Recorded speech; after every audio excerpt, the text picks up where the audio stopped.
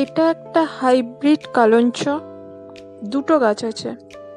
এই বাটারফ্লাই বোধহয় এটার নাম ঠিক জানি না, এই গাছটার নামও জানি না। এটা একটা এত বড় ধেরে অ্যাডিনিয়াম, আরেকটা অ্যাডিনিয়াম, এটা একটা নতুন বুগেনভেলিয়া। এখানে দুটো গোলাপ আছে একসাথে। এই সব গাছগুলো কালকে আমি গিফট পেয়েছি একজন দাদার কাছ থেকে।